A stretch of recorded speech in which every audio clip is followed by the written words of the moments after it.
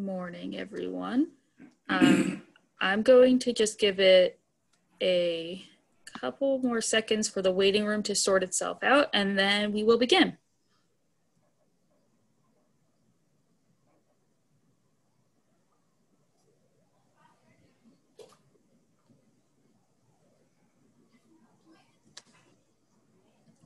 It looks like we are good.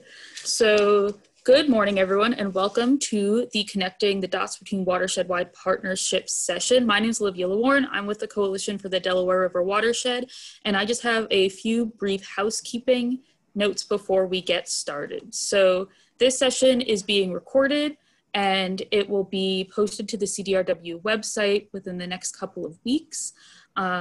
All attendees upon entering will be muted, so if you have any questions for the speakers, please use the chat box feature. If you're having any technical difficulties, please directly message me and I will do my best to help you out. Again, my name is Olivia LeWarn. And the rest of the forum program can be found on sketch.com. At the end of this session, I'll be leaving a link to Sketch so you can access the next sessions as well as provide feedback for this specific session. For this session in particular, I have a couple of extra housekeeping notes not on the slide. We will be going into breakout rooms at the end of this session. So if you have not filled out a Google form indicating your preference for your breakout session, please DM your choice to Amy Schofield. The options for the breakout rooms are 1, equitable access, 2, job equity and youth development, 3, science/communications/equity, and 4, finding your funding. So those options are also listed in the chat. And if everyone can do me a favor and make sure that your Zoom name matches your actual name so we can match you up on the Google form. And with all of that, I'm going to turn it over to Nathan, who will start. Thanks, Olivia. Welcome, everybody. Good to see you on this panel joining with us today. I'm really looking forward to the conversation. We're going to hear just a little bit of overview from myself to kind of provide some framing, a little bit of the William Penn Foundation's perspective on the work that we'll then explore in greater detail through each of our expert panelists. I'm also particularly looking forward to this session because we're going to be using these breakout groups. It's one of those things I've really enjoyed about the forum is literally the chance to see faces and interact with one another. So please do join us for those breakout sessions as we kind of explore some of these themes and some of the goals of this session together. We pulled together this session, as a plenary for the Coalition for the Delaware River Watershed, in full recognition that the Coalition is just one of several major alliances, networks of organizations that are working alongside and with each of you around our shared goals for protecting and restoring the Delaware River watershed. And this is very much a reflection of the William Penn Foundation's grant-making strategy, where we have very broad and ambitious goals around the protection and restoration of our watershed resources, and are seeking to advance those goals through a portfolio of grant making that's tens of millions of dollars every year, that stretches across some 150 active grants at any one time, touching about half as many different organizations. So within a given organization, it might be very different teams, even of individuals that are working on one grant-funded project compared to another grant-funded project. So across that portfolio, right, 150 different touch points with the basin and this big ambitious goal around watershed protection and restoration. Across each of those touch points, every organization, every team, right, is bringing its own specific approach to this work, their own institutional culture, their own footprint, their own special set of tactics and expertise, their own unique approach to that mission, right? The watershed protection work we're all engaged touches many different aspects of the environmental movement. And each of those different, different aspects and perspectives is represented across that that rich grant portfolio. So at the William Penn, at William Penn, we've got this real privilege of being able to kind of step back as architects of a grant making strategy to really try and reinforce, to both leverage the asset that difference presents to us, but also overcome some of the challenges that all that difference and diversity of work represents. And so in trying to knit together this strategy, I've been increasingly talking about how the different aspects of the foundation's grant making can knit together and reinforce one another in a virtuous cycle, right? So we're looking at, for example, looking at how the advocacy and organizing work we support is mobilizing clean water champions to help us secure these critical policy protections and funding resources that are truly watershed-wide in scope. But then we also support place-based protection and restoration activities to really activate these policies and ground that funding in local communities. And then we also have environmental education and outdoor recreational experiences that are connecting those local community members to the resources, ensuring that they share in the benefits of all this investment. And that's both an end in and of itself, right, to ensure an appreciation and enjoyment of that resource. But it's also a means, right, a means of drawing those community members further into the environmental movement as champions and advocates themselves, right, repeating that virtuous cycle of cultivating champions to, again, perpetuate this work. So that narrative, right, that narrative, I think, has a lot of power and a lot of resonance with, especially when we consider the breadth of activity and approach, and again, different skill sets and expertise that are being brought to bear to these watershed protection issues.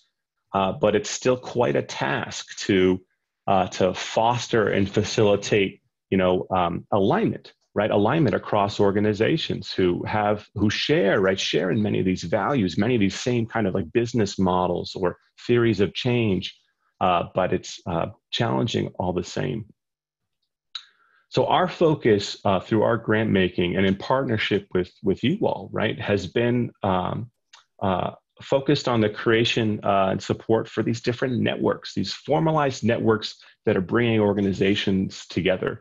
And these will be very familiar to all of you, right? These are the coalitions, the alliances, the initiatives, right, that are, that have a formalized membership that draws from across the watershed protection community, but perhaps specializes in a subset of organizations who and organization teams who have deep expertise in securing capital to protect and restore landscapes, or in running education programs, or in advancing trail infrastructure, or any number of different advocacy and policy objectives. So that those strengths, right? Those networks reflect these areas where there is affinity. There's affinity around how the work should be done and on how people approach and organizations approach this this really, really diverse work. So beyond the networks, though, right? Because the networks, they leverage that affinity, they leverage that shared expertise, and have a lot of strength. And you're going to hear about the strength of those networks from each of our speakers.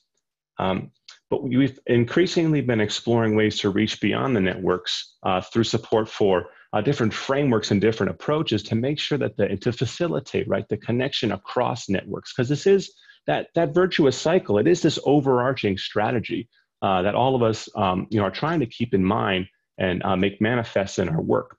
So many of you will have heard me talk about, for example, the Foundation's recent support in recent years for a body of work around fishable and swimmable and accessible waterways, that are connecting to the tools that the Clean Water Act provides to try and frankly, bridge some of these divides that can happen when we're working even in in these affinity groups. That inevitably there's some siloing that happens, right, as we partner with with organizations.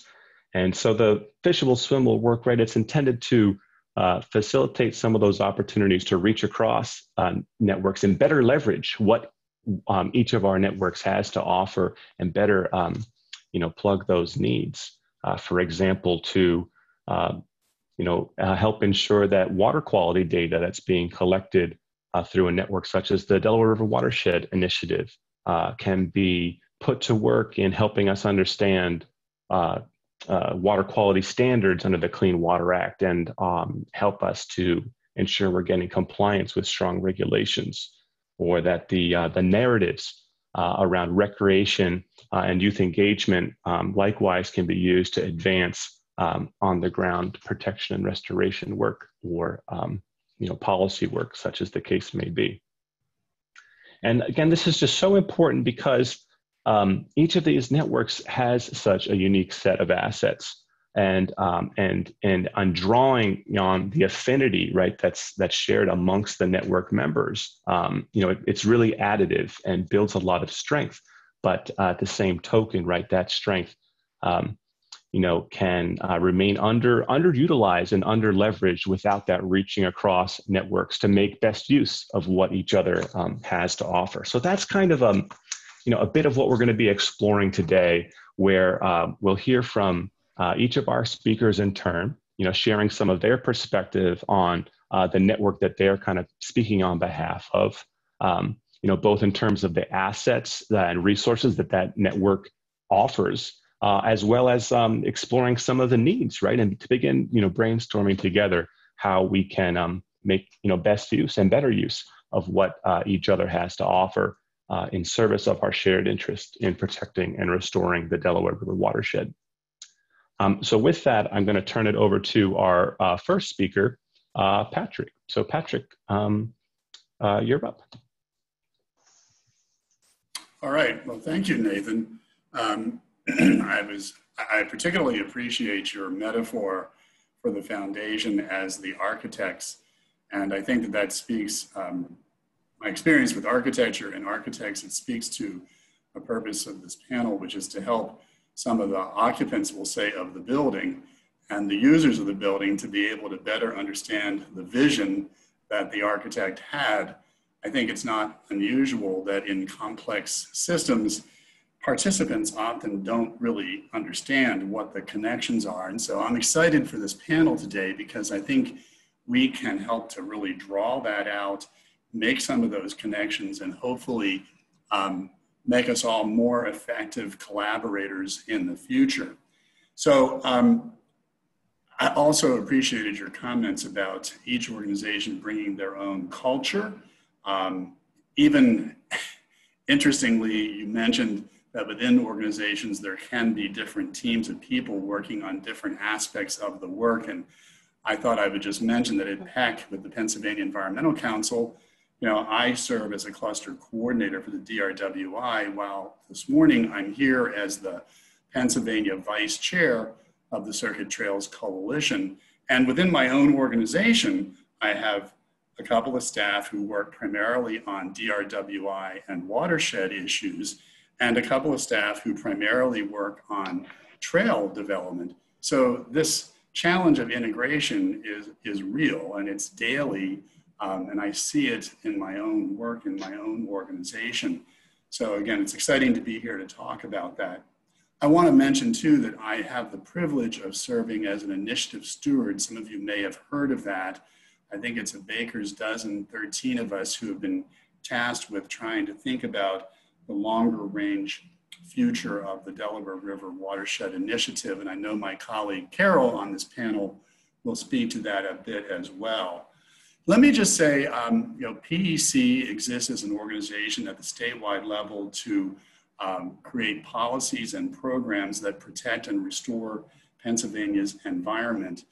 In this context, our approach, our organizational culture to programs has been historically collaborative. We are celebrating our 50th anniversary, and the Circuit Trails is a really great example of a collaborative, multi-municipal, larger scale type initiative that we have historically undertaken.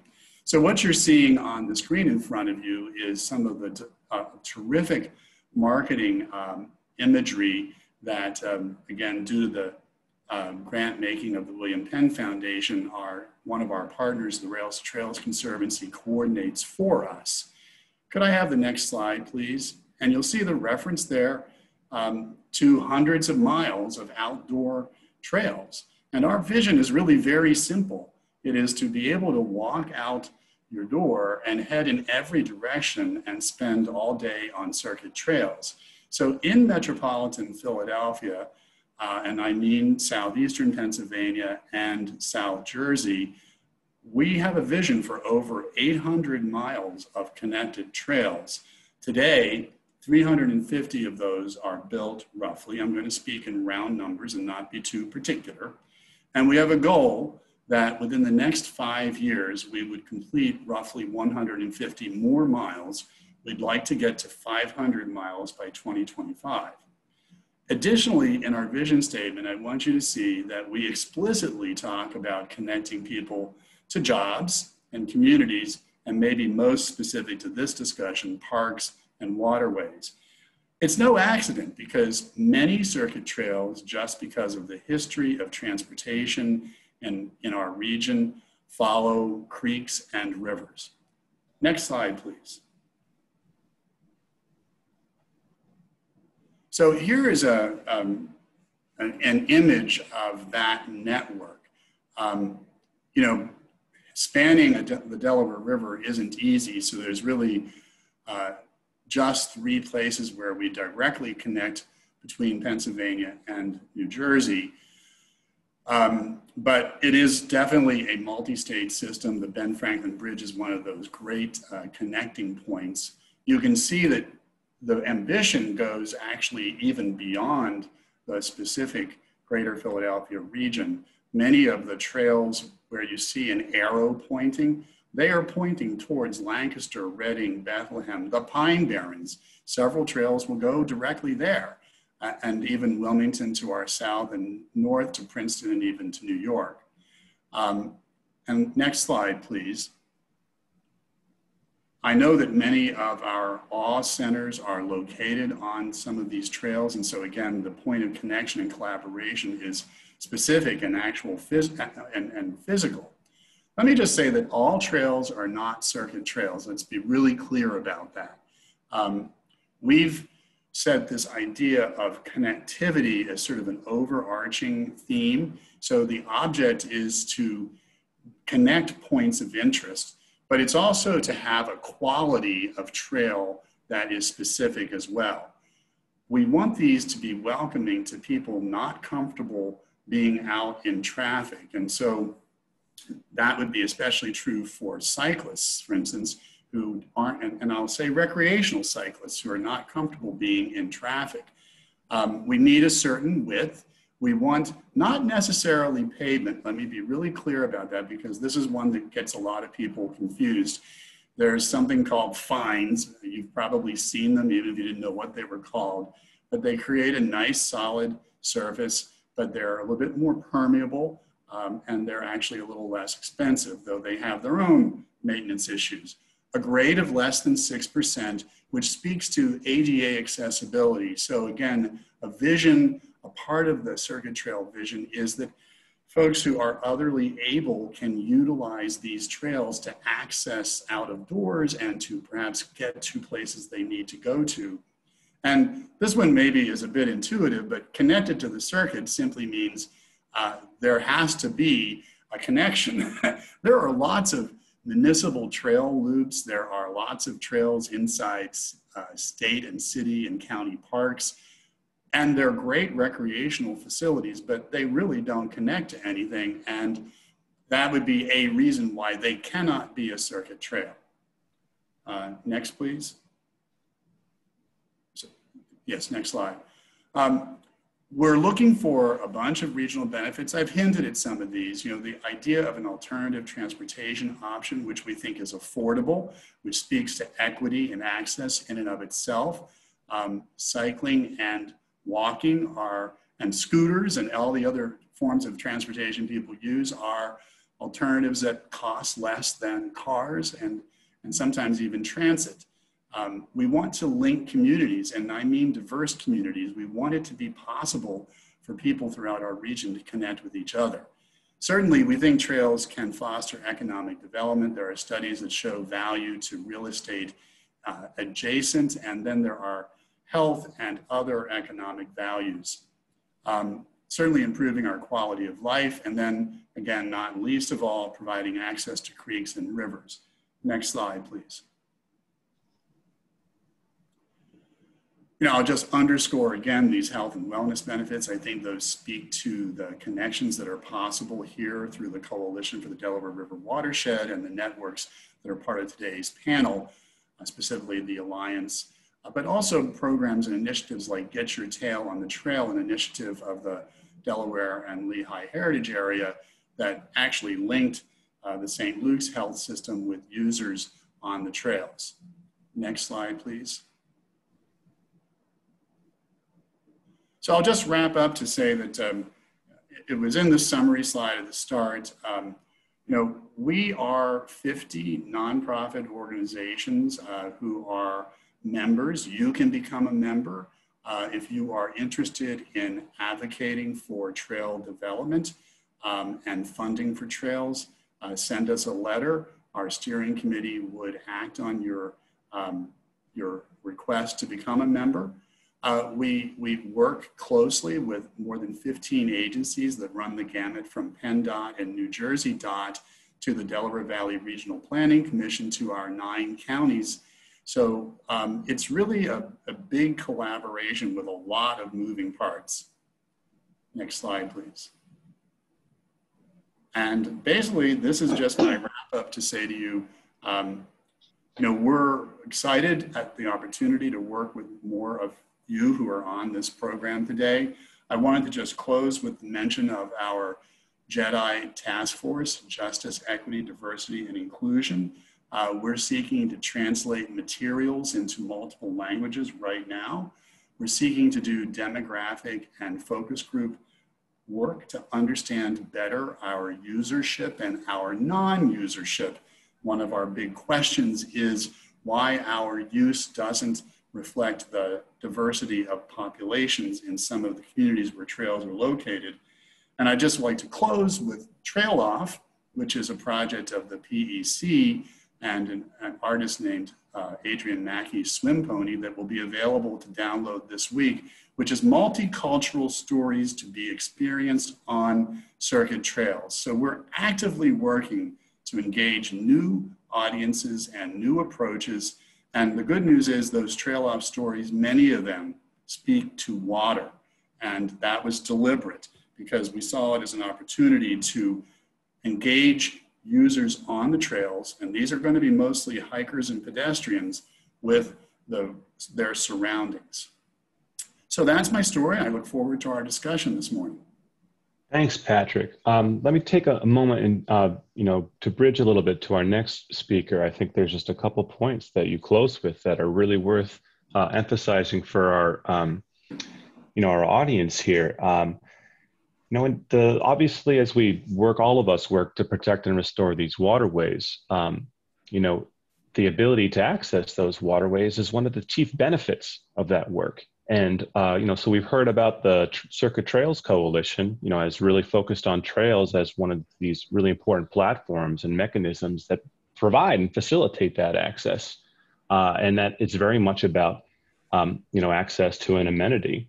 And in hearing about your work, on justice, equity, diversity, and inclusion, it's really important for us to think about who has access to these amenities and what does access look like? Where is there, and where there's equity and inequity in that access.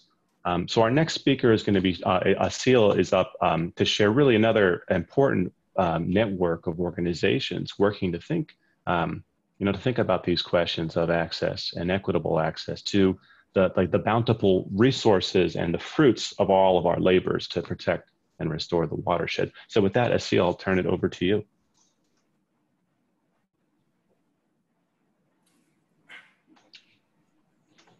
You're muted. Great. Thanks for having me here. And I'm very happy to be part of this conversation. Very appreciative, Nate, of your introduction and this idea of growing collaboration. This is something that we think about at the Alliance a lot. So the Alliance for Watershed Education is a network of 23 centers. So 23 independent centers working on their own, having their own missions, their own styles of working, as you mentioned. They are representing multiple states, New Jersey, Pennsylvania, Delaware. They're in urban areas, they're in rural areas, they're small organizations, large organizations, but they're all doing work around the watershed. And, you know, the watershed unites these centers under very specific ideas and goals.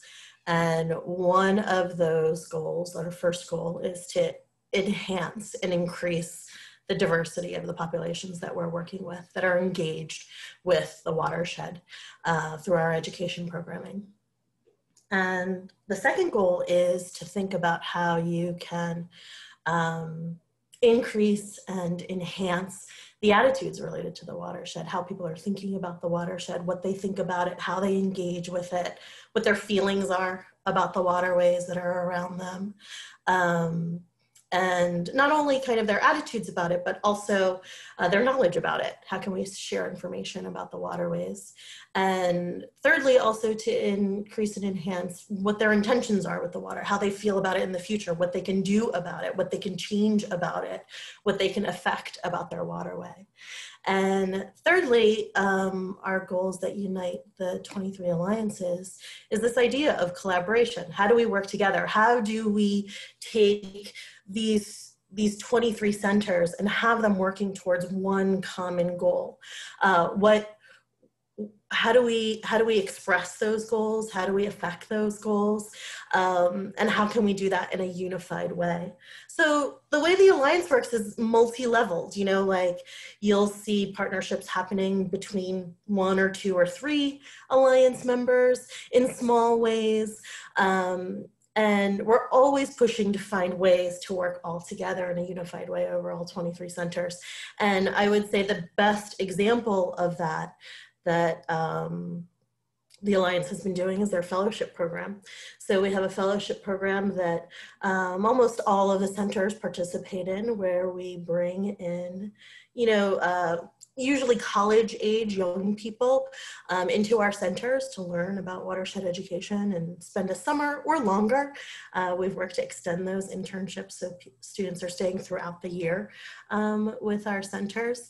And a lot of that is driven by, you know, this idea of who's included, who's having access, who are those people, how are we all thinking about water? Is it all the same? And kind of changing the demographics of who we're looking at and who we're talking to, and thinking about water in more open and wide ways. I also, I'm very proud to be a representative of the Alliance as part of the steering committee, but I'm also happy for the work that I do at my own center at Bartram's Garden, and that's supported by this relationship with all of the other centers. And we're bringing all of those ideas. Those are all part of our individual organization now too, and that's true for a lot of the centers. So all these 23 centers are thinking about how they can expand the people that are engaging with their own waterways, and they're thinking about water and changing who's included in that conversation.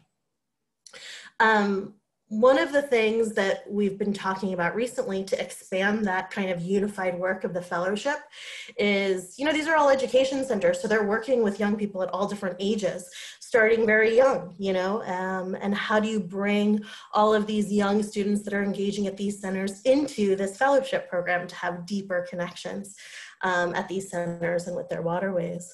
And I think one powerful way of connecting these alliances, coalitions, initiatives is to think about, where do those fellows go after that?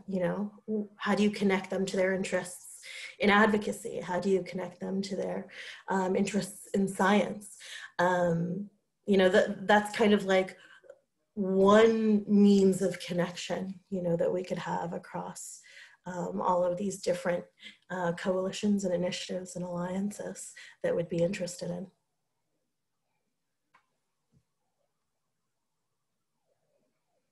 It's a beautiful sentiment there, Seal. I think it's important, that idea of, you know, workforce in particular, right? Like as we think about our work as supporting a plethora of different types of amenity and opportunity, the opportunity to actually engage in this work and to support careers in this work is another important aspect of that. That benefit, you know, the way it can accrue to, you know, the individual and their, you know, experience, just as they contribute to our wider movement and some of these larger, you know, goals that we all have for, you know, policy change, for greater funding. So to bridge to our next speaker, certainly that space around policy and funding is going to be very familiar to all of us, and to our next speaker, who you all will recognize. We'll hear next from Sandra, who is the director of the Coalition for the Delaware River Watershed. So Sandra, please. Thank you, Nathan. Hi, everyone.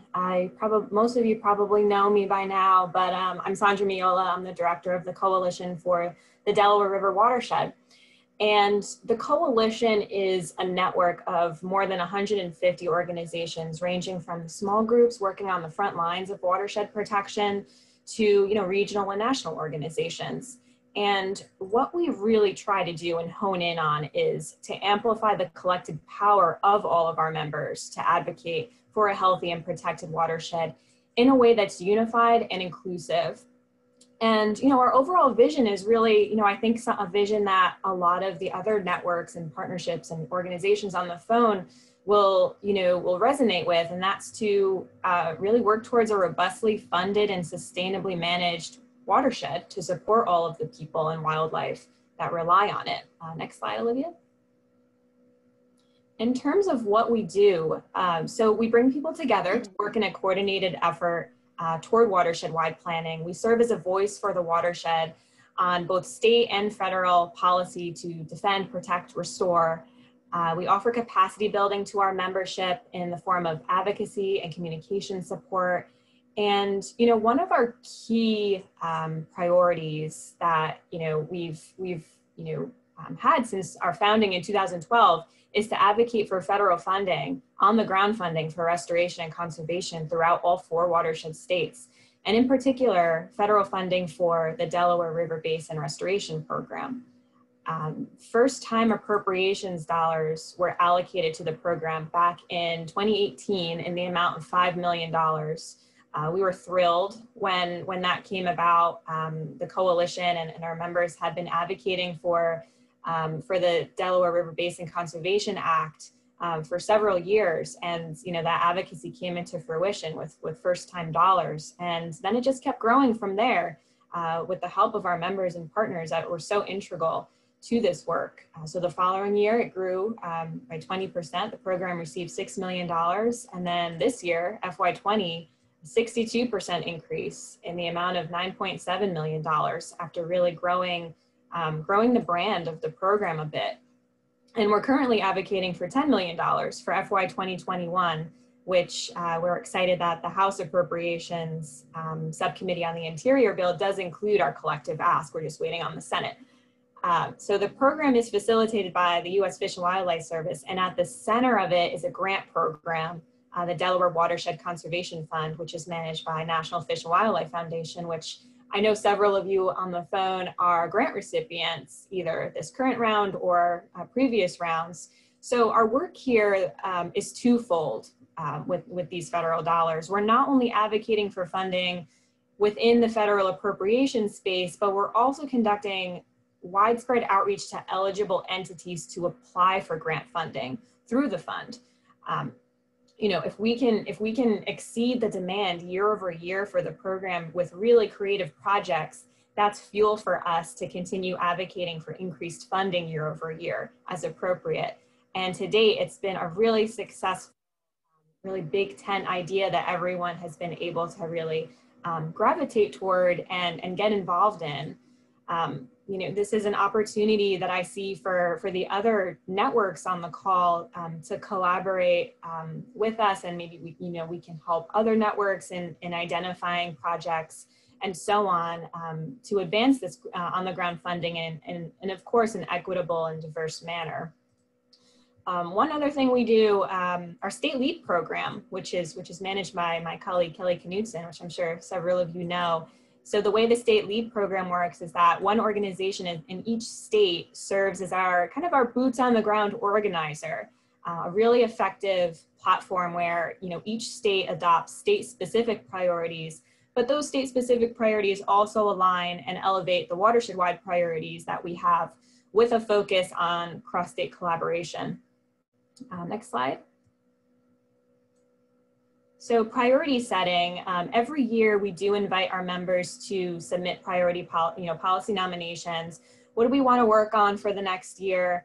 Our intent is to work on those big 10 issues that everyone can collaborate on and will be supported by. One thing that's really important to us is that our members are involved in this process, and we're currently in the process of actually overhauling and revamping it a little bit to encourage a bit more transparency and engagement. But we really want every member to have skin in the game, to forward a policy priority, and not only that, but to take ownership. If there's an organization on the ground that is really interested in the lead on, say, stormwater, we want that organization to run with it with support from coalition staff, backbones, facilitation support, to connect others throughout the watershed, across state lines, across partnership lines, and really advance that particular policy. Work groups make a lot of our work happen. Our current work groups are a diversity, equity, inclusion, and justice work group, a plastics work group, federal policy work group, communications work group, and of course our state lead calls, which are held usually on a monthly basis in all 4 states. I think I have one more slide, right? Maybe not. Oh, all right, go back, one back. One of the things before I hand it back over to Nathan is that, I'm particularly really interested in this discussion because I've been trying to figure out how to connect the dots between us all, and not just with the federal appropriations opportunities and funding program there, but also there's so much more to it. There's so many other smaller on all scales of sizes of projects that we can coordinate together. And one of those is that I'm really interested in bridging together the idea of building a pipeline of sort for outdoor recreation enthusiasts to then have them advocate through activities that we provide to them. How do we offer those opportunities for those folks to protect what they love, what they enjoy doing? And how do we cultivate that interest? How can we use storytelling and partner together for a more active constituency to achieve some of those policy goals that are relevant to not only the coalition, but I'm sure relevant to the other partnerships. So happy to keep the conversation going. And Nathan, I'll turn it back to you. Thanks.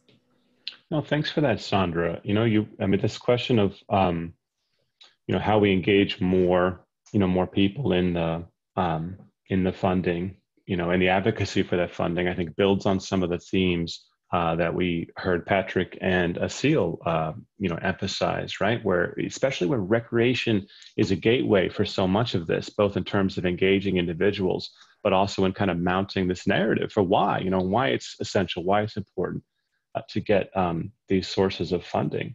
But to kind of reflect a little bit on some of the thoughts that are being shared in the chat, which I encourage everyone to use. Tally raises this question of like perceived and versus actual. And I think I might, reframe that a little bit. I might think about like rhetorical benefit, maybe, perceived access versus actual access. There's also like rhetorical access or benefit versus actual access and benefit. And I think, especially, and it falls to us, right? A challenge to us, and it's a challenge, to think about how, there's a lot of we hear a lot of the rhetorical benefit of, increased funding for the watershed, as a rising tide that lifts all boats. But the reality is some boats get that funding, some don't, or that the investment in the, the headwaters benefits, drinking water, water quality for everyone who lives downstream. And some of that benefit is more abstract than really, visceral. And that's a really, I think, important, question that our next panelist is going to, share some thoughts on, me helping us think about in the breakout sessions. Just really the role of science in helping us to be the most effective at our work, but also how we balance that science with our values, with our values around, equity and generating results for people. So with that, I'm going to turn it over to you, Carol, to share some overview of the Delaware River Watershed Initiative. Thank you, Nate. So I'm a senior advisor at the Academy of Natural Sciences and very honored to be the spokesperson for the Delaware River Watershed Initiative, known as the DRWI. And this is the place-based initiative. It's really a huge collaboration over 60 organizations to restore and protect our streams for healthy natural and human communities. And it's really concentrated work in targeted sub-watersheds. Next, please.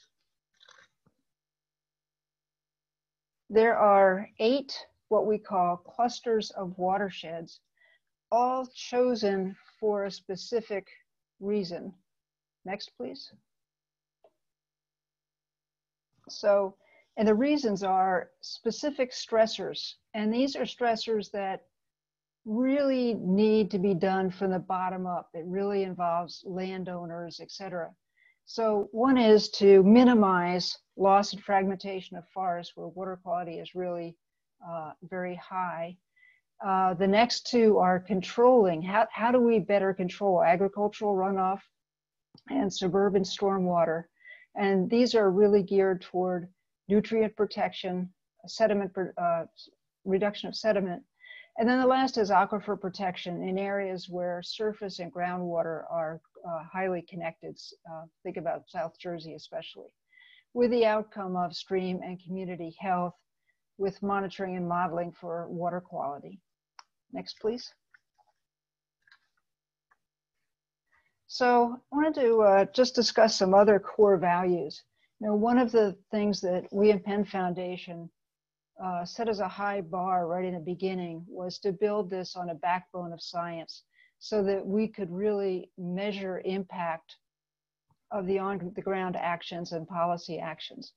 And with that, the Academy is the lead for science, and there is quite a strong network of both monitoring and building modeling tools to really help people assess best use of their dollars and also assess the impact. There are place-based actions. So this is restoration and protection. And then there are local policy and engagement. So this is really different than what some of the watershed-wide groups are doing. This is more working with municipalities. Think about strengthening municipal ordinances, working with one or a number of municipalities to start a stormwater utility, really educating decision makers or building coalitions of deep key influencers. And then lastly is funding for collaboration. It is so important that we in Penn Foundation has put the dollars to have these NGO organizations really working together for this place-based initiative. And I think this is something that we can really talk about later. How do we ensure this continues? Because the collaboration part of this is really important. Next, please. So we've been busy. Over 22,000 acres of land protected. That would be in areas where water quality is really good. 20,000 acres plus of acres with agricultural BMPs to catch those nutrient issues.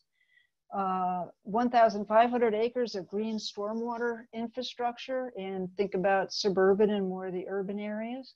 45 miles of stream buffers restored. 5 miles of eroded stream banks restored. 500 monitoring stations. That's not just the Academy, but working with Stroud Center, and also many people in the cluster organizations themselves. and 39,756 stream miles modeled so that we can really assess the impact. And of course, many strong collaborations within the initiative, both local governments, agencies, and landowners. Next, please. And so what is next? One, there's an extra year added to phase 2. It was supposed to be a 3-year effort. And because of COVID and what all has happened in 2020, the foundation has agreed to add 1 year that will begin in March of 2021 so that clusters have an extra year to reach the goals that they have set for themselves in phase 2. After that year, phase 2 plus will start, and that will hopefully continue for 3 years. Clusters have already started by looking at how they might want to change some of their on-the-ground focus areas, and also what we call complementary strategies. That's the policy and outreach efforts. As Patrick mentioned earlier, there is a group of 13 of us, Patrick and I serve on this, initiative stewards, and the task before us was, how do we keep the core values of the DRWI while expanding the reach? You know, how do we keep this momentum after 2025? And of course, we need to be working on that now. And we have prepared a report. Hopefully it will be out to the foundation and others next month. But there is a strong need for collaboration with that expanding. And I think the folks on this panel, as well as other watershed organizations, we do have an opportunity to really build this and make it really special for the basin. So thank you very much, and I look forward to the discussion.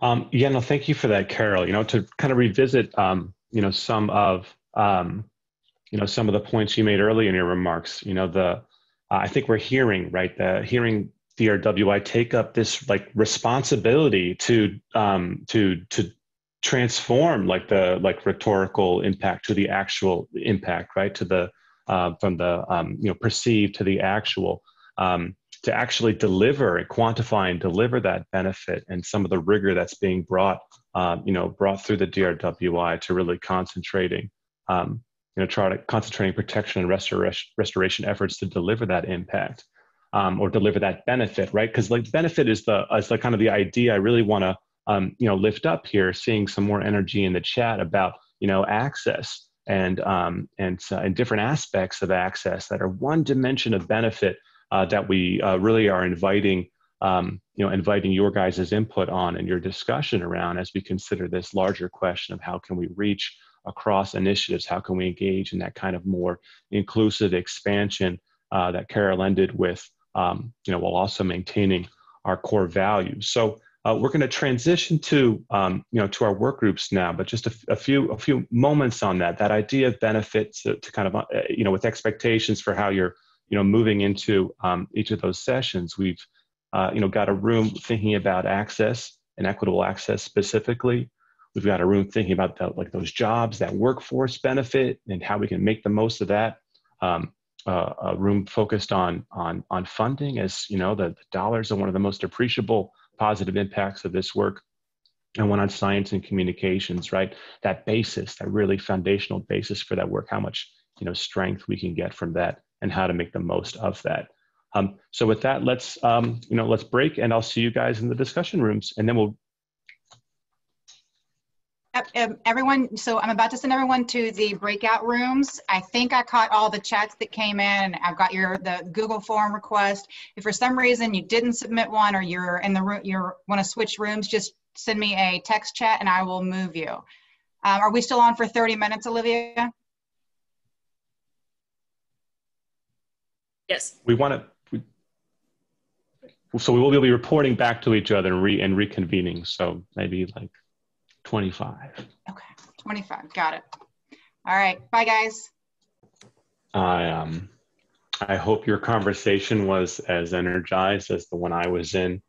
I think it's indicative that we are craving this. I am certainly craving this, this opportunity to just kind of talk, brainstorm with you guys. You are, this is the resource for the watershed, right? It's not the funding, it's the practitioners and experts that do this work. So thank you all. I'm looking forward to this next, next session. We'll go ahead and invite each of the work groups in our 15 minutes remaining to spend, 3 to 4 minutes with a report out, and I'll try and do some quick, wrap up and synthesis. And if we could start, Patrick, with your group exploring themes around equitable access.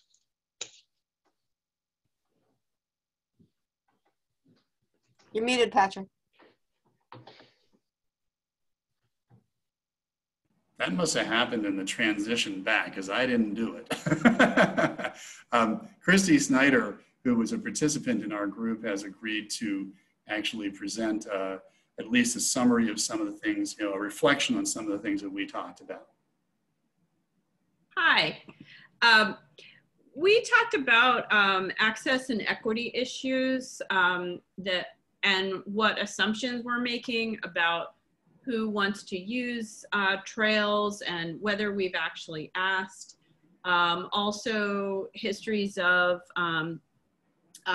environmental justice that in fact affect the condition of sites, but also affect sort of perception of sites, economic, social issues that cause people to use trails or not. We also talked about good work that's being done in Vineland, Camden, and Chester to try to get greater participation and change perceptions. And I think that about covers it. Those are some really big topics. Yeah. Yes, I think that's fair enough. I don't think we had any solid answers in terms of the way forward. We were just getting to know each other a little bit, trying to understand how to get our arms around this kind of huge topic. And certainly, I think this question about listening and welcoming and trying to understand what other people, being sensitive to what other people know and don't know, our own privilege of being insiders, and recognizing that itself is a barrier. Anybody else want to comment from our group quickly?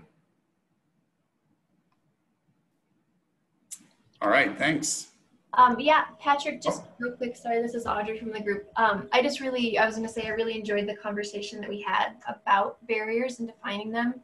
And I think the one takeaway for me is just the importance of actually going out and engaging with those communities and not assuming that we know what they want, but actually asking them. Yeah, that was in their place. I heard that theme too.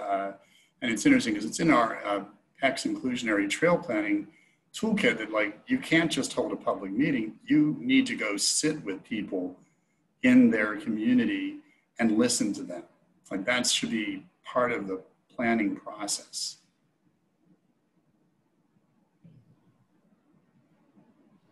I'm going to diverge from what I set out here, because I think that's a really important theme that showed up in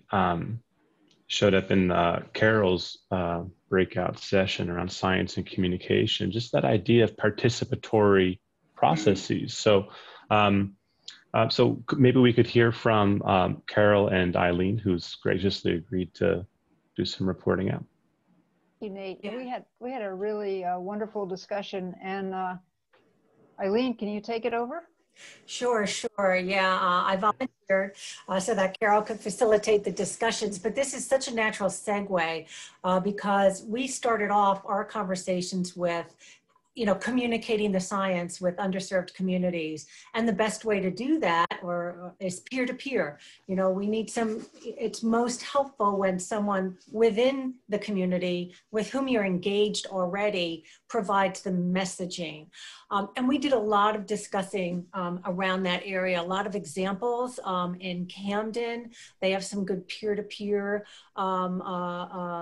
events going on. There was a couple of examples in the agricultural community where rather than have regulators or scientists come in and tell farmers what they should be doing, they engaged the farmers themselves, and then the farmers engaged and talked with other farmers.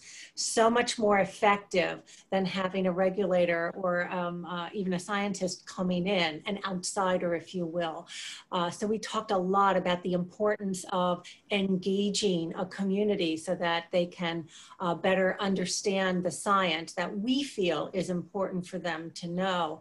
And just like a lot of conversations like that also move into it's really important for communities to see someone like themselves delivering the message. So one big issue we have, a glaring issue, is we don't have a lot of diversity in the sciences. So how do you get, how do you overcome that challenge? So then our conversation went into the ladder from elementary school, engaging students, getting them excited about the environment, which I think we're very successful at. We don't lose them until later, but developing that ladder so that it continues into middle school, into high school, and then college. And college, you're talking funding, and then graduate school, more funding. So there's a whole ladder of career choices to diversify the sciences themselves, and then that will be helpful in communicating the actual science to the communities. So I thought 30 minutes was going to be too much time to talk about these issues, but we could have used another 30 or more, right? Thank you very much. Great summary. Yeah, thanks for that, guys. I think you know, that idea of like who we're including, how recruiting is certainly going to be a theme, field that your group explored as you talked about jobs and youth engagement. So maybe we could hear a report out from you.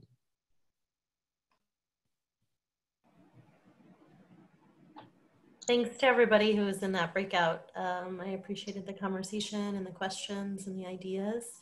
And I'll do a little report out, but if anyone from the group wants to say a few comments, please do so. So we talked about, like you were saying, kind of where do the fellows go? Where does the youth engagement, what does it lead to? And the questions of recruitment came up. One, where do you recruit? How do you recruit? How do you recruit a diverse applicant pool? But then also, where are the jobs that they go to afterwards? Where are they? What are they? Are they available? Came up as one of the questions. Are there enough of them available? And I think the main theme that we talked about in our group is about building connectivity and making more opportunities and options available. One kind of idea that came up is building a platform that connects, you know, at least, you know, these groups and coalitions to provide opportunity to fellows, not just from like an Alliance program, but any other youth programs that are happening in other areas. I know Carol spoke about the WINS program, and how do all of those young people get connected and know what is available in their community, because know what jobs they can reach out to, know what areas they might be able to go into that aren't exactly like if you're a fellow and you're learning about, you know, education, you don't have to necessarily go into that field. What are the options for advocacy? What are the options for science? And how do we expose them to these ideas, these fields that they might not be exposed to already, or might not have the avenues open to them yet. One really great idea I think that came up is how we could collaborate towards training the young people that we're working with. So one question that came up in our group was, is there a training for the fellows about how they advocate? Is there a conversation about how they can express their needs and their desires of their community. You know, they're coming to these centers as representatives of their community and ambassadors to their community. So how do they best advocate? And what should they be advocating for? How should they be advocating? And what's the most effective ways for them? I think that's something that we can make happen internally. So thanks, Awesome. everyone. I hope so, Seal. I hope so. No, we see it happen organically, right? Where the fellows are getting, hired into positions in different organizations, and we see how much they add. So, formalizing more structure on that, I think, will be welcome.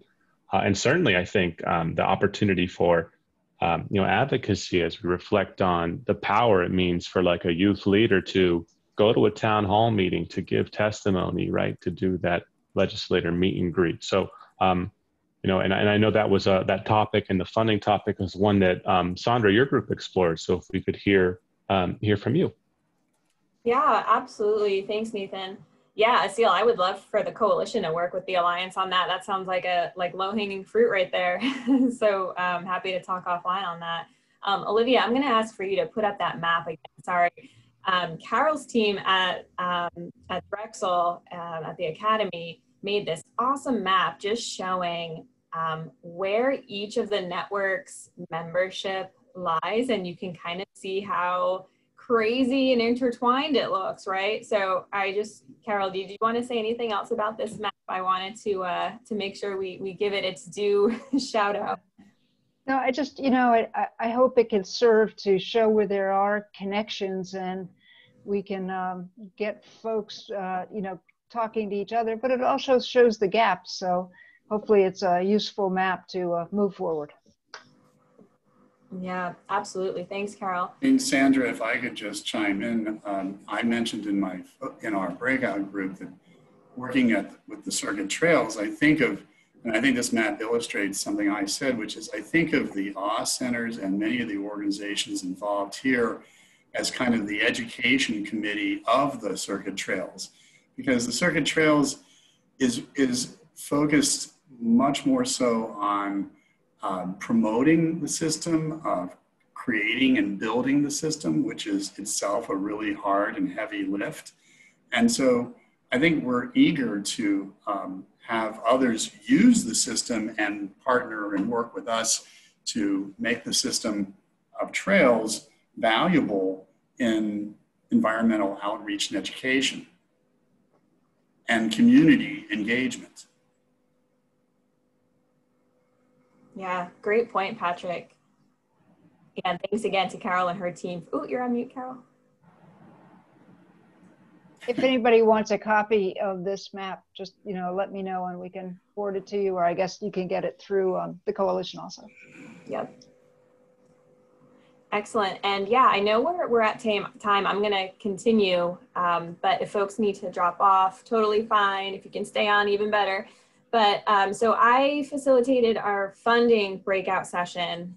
How can we leverage, all of us in this Zoom room and beyond to kind of cross-pollinate and figure out how do we get this funding and leverage funding for this important work that all of us are doing in a collaborative manner. So a few of the things we talked about was that there is a need for specific funding for diversity, equity, and inclusion outreach. How can a lot of organizations that are seeking this funding, how do we pool our resources together?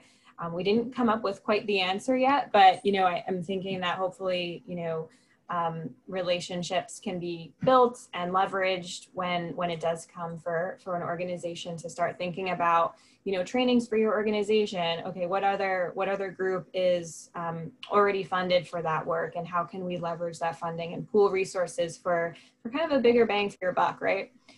Something else that was discussed, a need for monitoring work. This came from Grace, who had a specific project where she's looking for partners. So something that I've been talking about that we would love to develop on the coalition's end and collaboration with NIFWF, of course, is putting together an online hub, whether it's like a Google Sheets document or something else that kind of shows these are the organizations looking for partners. These are the organizations that have partners. These are match dollars that are available, and so on, just to have a really, well thought out and user-friendly resource. So hopefully coming soon, right? So something else, Patty Elkis brought up that she is working on the water table project, and which serves to bring people together, including water utilities and their consultants, to make sure that we're in alignment, or at least, try to be and make the effort to align. The grant for the water table project is focused to build those relationships and find areas of common ground to work together. And, hopefully at the end of the project, these relationships will increase sources of funding. So let's hope that comes out of it. So another opportunity there. One really significant point that Rachel Dawson from NIFWIF flagged is that, due to the pandemic and severe state and local budget gaps and deficits, your typical match dollars aren't available. So, we're going to have to get creative when applying for funding and projects, probably throughout the next year or so, to align with and achieve those match requirements from various funding sources. For example, New York state funding is typically offered annual for stream projects. That's not offered this year due to the pandemic. And also in Pennsylvania, Growing Greener funding has not been distributed this year. So an important flag as we wrestle with how to continue advancing our programs and applying and having to get creative with funding dollars. And I think that topic in and of itself is worth exploring through a separate post-forum webinar. I have a list of post-forum ideas already for conversations to have with folks. Something else that was brought up by Logan Wield at Clean Air Council is, litter and plastic pollution, a significant issue, particularly in our urban areas. Logan mentioned in Philadelphia, it's a problem, but there is a lack of funding for that work in terms of advocacy. So flagging that, and perhaps partners on this call can reach out to Logan, and we're happy to facilitate as well with the coalition. And lastly, I flagged that the coalition is really excited to work with the Alliance for Watershed Education on a funding opportunity, using some of the funds we've received from the William Penn Foundation. Thank you, Nathan. We are partnering with the Alliance and some key centers to fund those centers to do a bit of information gathering for us to help us learn what the communities on the ground really need and want in terms of water advocacy initiatives. Is there first, top priority, combined sewer overflows and addressing those? Is it plastic pollution and litter? Is it lead in their water? Is it something else? So helping us, the Alliance will be helping the coalition staff learn the community's needs and wants, and then how can the coalition bridge and leverage and work together with the Alliance to provide resources and advocacy opportunities for those community members to advance and make some progress on those particular issues. So that's coming down the road this fall. I'm really excited about that. If you want to learn more, feel free to reach out to me. But yeah, I think 30 minutes, I agree, Eileen. I thought it wouldn't go by as fast as it did, but we needed more time. And I think it's only the start of the discussion, and I'm sure we'll put together some more conversations to keep hashing these out. So with that, I wanted to turn it over to anyone else in my breakout group. If you had anything else to add, please do so.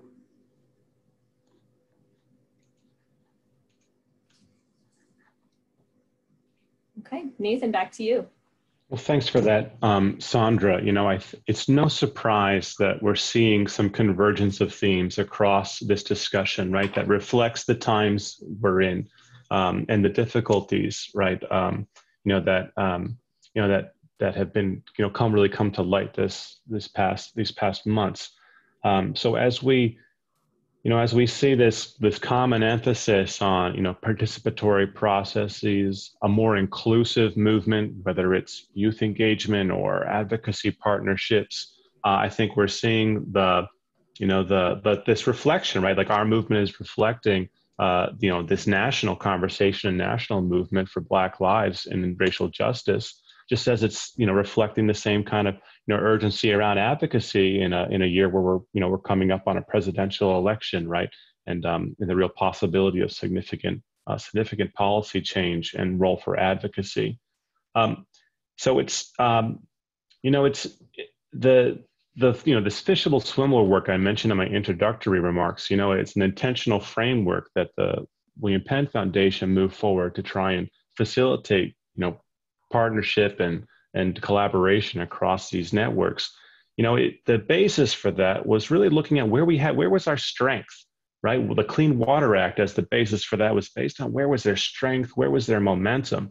In this, 2 years later now, as we, move in on 2021, I think we're reflecting again, like what is the basis for the next intentional effort around, cross-strategic, cross-network collaboration based on where there is strength and where there is momentum. And I think we're hearing about, great ideas about where we can find that by reaching out to new partners and engaging with partners differently. So I really do thank everyone once again for participating in this session with us and the chance to just have some conversation. Even though I know virtual platforms are not ideal, I hope you will continue to engage with us. I look forward to the sessions. I know the coalition were planned, as will each of your various networks planned your events. The virtual format does make it easy to connect if it's not the same as an in-person. So let's keep these connections and these dialogues going. So thank you once again to everyone. And I look forward to seeing you soon. Yeah, thank you, Nate.